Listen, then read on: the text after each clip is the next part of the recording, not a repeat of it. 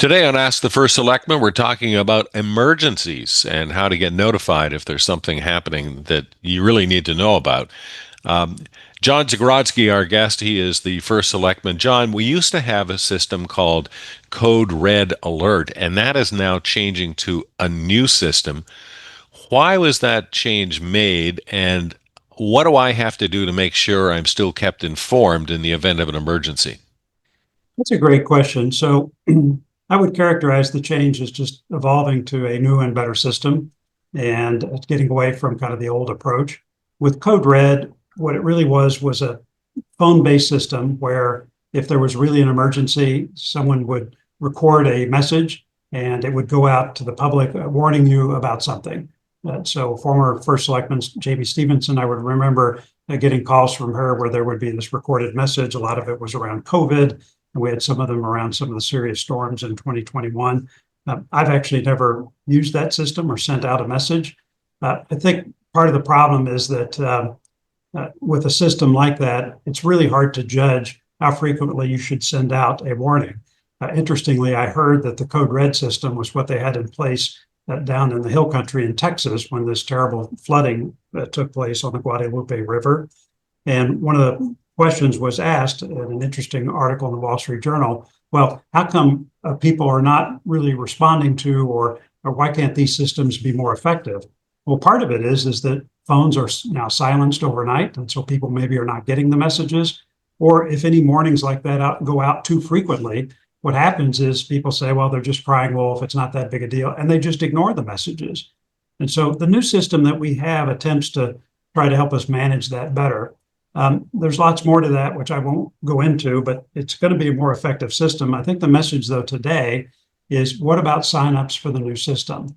So in a town of 22,000 people, we have about 1,600 people, I believe, who have actually physically registered themselves in the system. And you say, okay, well, that's not too many. But one of the things that the company we bought it from supplied us with was a list of about 17,000 phone numbers and emails that their AI systems actually scraped from the internet. And so anybody who's a resident in Darien and their phone number or their email happened to be out there, they were able to go out and find whatever records they could find. And we bought that as part of the system that we implemented. Now, that's not bad, but that's just scraped information from the internet. So we don't know and can't really be sure that that information is fully accurate. It might be an old phone number. Maybe those people, moved away. It's hard to tell, but that's the best we have right now. So when people ask me, well, what's the sign up rate? Well, we actually have a ton of data, lots of phone numbers and emails, but we're not 100% sure that it's all accurate. So after this video, Jim is actually going to do a walkthrough of how you can go into the new system and access it from the town website and physically put your best contact information in that system. I would highly encourage you to do that. I've done that. And just make sure you're protected by making sure your data is updated. And Jim will show you how to do that. Super important that we have the best registration of everybody in town as we possibly can. And the new system, is it going to be phone based or is it an email alert It or an can be app? emails, it can be texts, it can be phone calls. Those really are the only three ways that you can reach people. But the new system would allow us to do all of that and to target everybody with tailored messages. It's kind of interesting. I was reading where, and I'm not sure that our system can do it, but I will find out. Sometimes you'll have an emergency that's limited to, say, a geographic area. I believe this system would allow us to target cell phones that are just located in that area at that moment. So whether you live there or not, if your cell phone is around a critical area, we would be able to target a message just to cell phones around an emergency area. And who activates those alerts and under what kind of conditions? What kind of alerts are we going to be receiving? Great question. So our Mark McEwen, who's our Director of Emergency Management in the town of Darien, he's going to be the point person for deciding when to activate that system and get a message out. And the message could come from him as Director of Emergency Management. It could come from the Chief of Police, or it could come directly from me. And we would sort that out as an emergency was approaching. But that's how that system will get activated. Okay, here's a quick demonstration on how to sign up for the new emergency alert system. Obviously, this is the dariencT.gov website, the town's official website. And there's some handy links in here if you're ever looking for something that's going on. Go up to the search box in the upper right-hand corner and put in a search term. So in this case, let's find emergency alert. Go to the first one at the top of the list, most recently dated.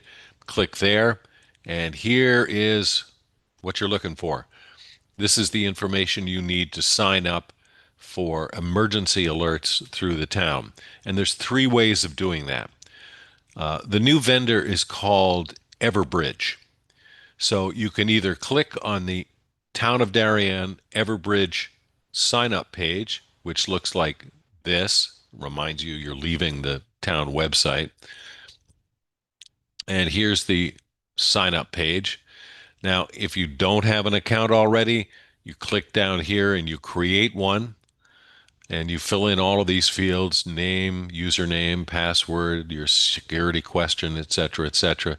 And then they want to know very specific information about where it is you're living or working in town so that they can tailor the emergency alerts to your geographic location.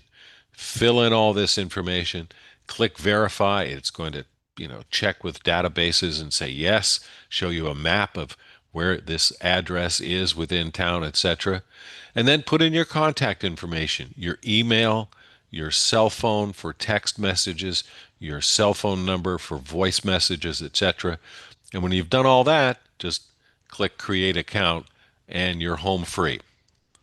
Now, the other thing that you can do is, as it's referenced on the website, is to download the app if you have a smartphone from Everbridge. Just put in the search term Everbridge. You'll find the app. You can put in the same kind of address information there. And now, if there's an emergency alert that goes out, you'll be notified not just by a phone call like the old system, but by an alert on your phone itself. So the Everbridge registration form looks like this.